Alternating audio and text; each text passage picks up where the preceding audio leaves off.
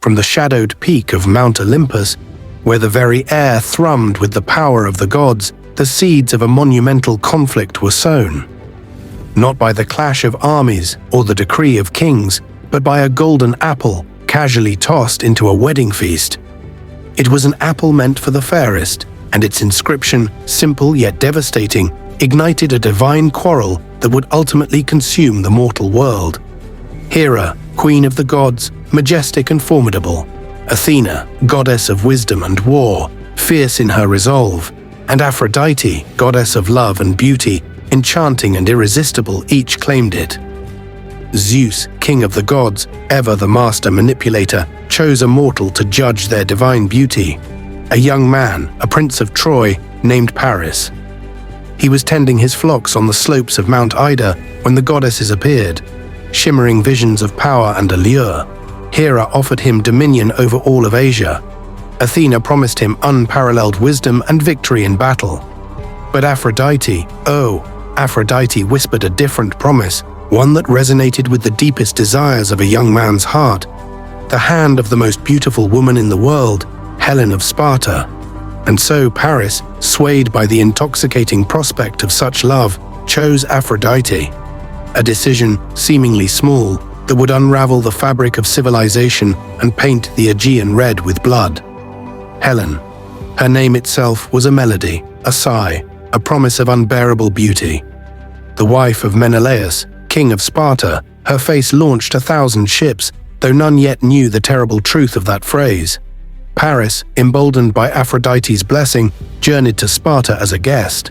He was welcomed into Menelaus's home, shared his bread and drank his wine. Yet, beneath the veneer of hospitality, a betrayal was brewing, a transgression so profound it would echo through the ages. While Menelaus was away, Paris, with Helen's willing or unwilling complicity, the ancient world still argues over that whisper, spirited her away, back to the mighty, unconquered city of Troy, behind its impenetrable walls. When Menelaus returned to an empty palace, his heart, once filled with love, now curdled with outrage and a burning desire for vengeance.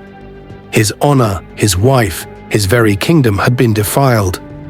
He turned to his brother Agamemnon, the High King of Mycenae, a man whose ambition was as vast as the sea itself. Agamemnon, seeing not just a wronged brother, but an opportunity for glory and expansion, readily agreed. Messengers fanned out across Greece, summoning kings and heroes, warriors of unparalleled might. The wise Odysseus, the mighty Ajax, and above all Achilles, the greatest warrior of his age, a demigod born of prophecy and raw power. The call to arms was answered, a vast armada assembling in the sheltered harbor of Aulis, a force unlike any the world had ever seen, united by a common cause: the retrieval of Helen, the punishment of Troy, and the glory of Greece. But the winds refused to blow. The gods, it seemed, had their own intricate designs. Agamemnon, desperate, consulted the seer Calchas, who delivered a chilling prophecy.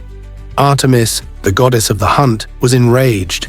To appease her, to unleash the winds that would carry the fleet to Troy, a terrible sacrifice was demanded: Agamemnon's own daughter, the innocent Iphigenia. The cries of a father's grief, the pleas of a mother's despair, were drowned out by the relentless clamor for war, the cold logic of necessity. And so, on the sacrificial altar, amidst the silent, watchful gaze of 1,000 ships, a young life was extinguished, a father's soul irrevocably scarred, all for the sake of divine favor and the relentless pursuit of vengeance. The winds rose, the sails unfurled, and the greatest expedition in history set forth, leaving behind a trail of sorrow and a prophecy of doom.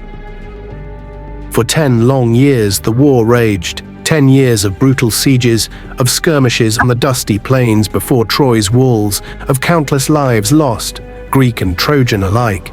The Trojans, led by the noble Hector, Prince of Troy, a warrior whose courage was matched only by his compassion, defended their city with unwavering resolve. Their walls, built by the gods themselves, seemed insurmountable. The Greeks, weary but relentless, were frustrated by their inability to breach the city's defenses. The cost in human lives was astronomical, yet the gods, from their Olympian perch, merely observed, sometimes intervening, often manipulating, treating mortals as pawns in their eternal games. Then came the turning point, a moment of tragic irony that would reshape the course of the war. Agamemnon, in a fit of arrogant hubris, seized Briseis, a war prize beloved by Achilles, from the demigod's tent.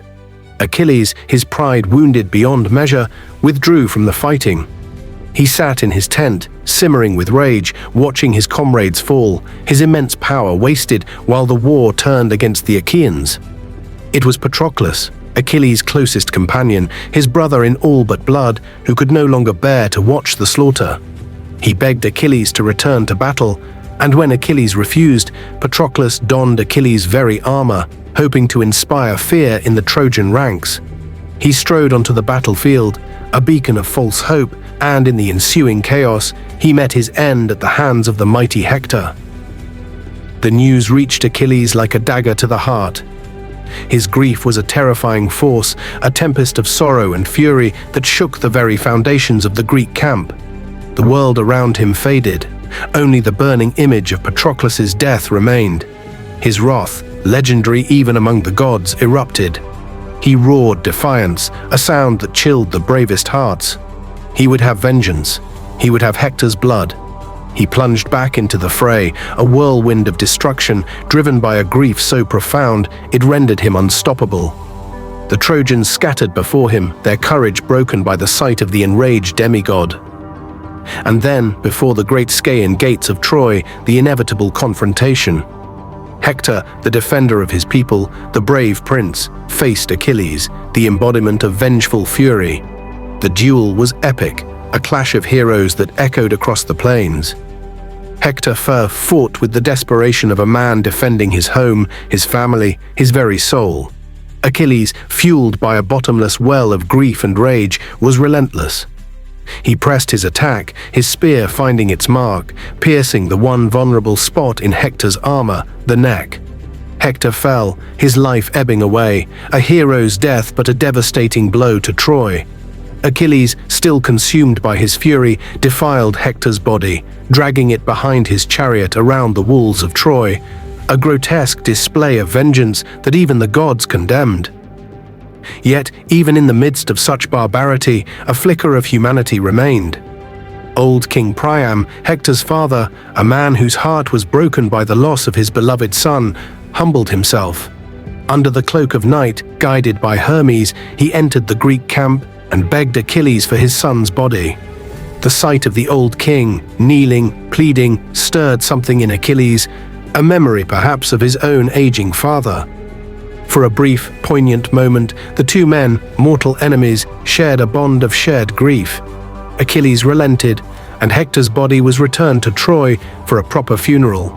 The city mourned its greatest hero, a 10-day period of truce, a brief respite from the relentless grind of war, a time for tears and quiet reflection before the storm inevitably returned. The war, however, was far from over. Troy's walls still stood defiant. Despair began to set in among the Greeks. It was then that the cunning mind of Odysseus conceived a plan so audacious, so treacherous, that it could only have been born from desperation and genius. A colossal wooden horse. A gift, they would claim, an offering to Athena, left behind as the Greeks ostensibly sailed away, abandoning the siege. But inside its hollow belly, a chosen band of warriors, including Odysseus himself, lay hidden, their hearts pounding in the darkness. The ruse worked.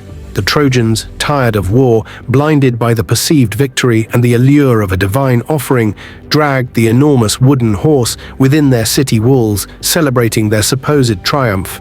Only Cassandra, daughter of Priam, a prophetess cursed by Apollo to speak truths no one would believe, shrieked warnings of impending doom, of fire and death hidden within the wooden belly. Her frantic cries were dismissed as madness, the ravings of a tormented soul. As night fell, a deeper darkness descended upon Troy. The city, exhausted by celebration, slept. The Greek warriors, silent as phantoms, emerged from the horse's belly. They opened the gates, and the waiting Greek army, which had only feigned its departure, streamed into the city. The slaughter began. Fires erupted, consuming homes, temples, and lives. The screams of the innocent mingled with the clash of steel and the roar of the flames. Priam, the venerable king, met his end at the altar of Zeus, cruelly slain by Neoptolemus, Achilles' son, a final brutal indignity for a city already in its death throes. The black smoke of betrayal rose to the heavens, a pall over the fallen city. Helen, the catalyst of it all, was reclaimed by Menelaus, her beauty untouched by the inferno she had indirectly ignited, her fate still intertwined with the Greeks who had fought so fiercely for her. Troy, the magnificent, the unconquered, was no more. A vibrant city, a testament to human ingenuity and resilience, was reduced to ashes and rubble. The Trojan War, a decade of unparalleled suffering, left behind a legacy of desolation. Families were shattered, homes incinerated, entire populations enslaved or massacred. The proud walls that had defied an army for 10 years now stood as crumbling monuments to a profound and senseless tragedy. The cost of hubris, of a king's wounded pride, of divine meddling was laid bare in the smoldering ruins. Glory, once a shining beacon, proved to be a fragile thing, easily extinguished by the relentless march of fate and the brutal indifference of the gods. Yet, from the ashes of Troy, from the pain and the sacrifice, new legends were forged, tales of heroism and despair, of love and betrayal woven into the very fabric of human memory. The Trojan War stands as a timeless epic, a stark reminder that even in the grandest of conflicts, the greatest battles are fought not just on the battlefield, but within the human heart, where the seeds of glory and ruin are forever sown. If this story moved you, if it left you breathless, curious, or aching for more, then share, like, and subscribe to Naked History. Let the echoes of Troy live on.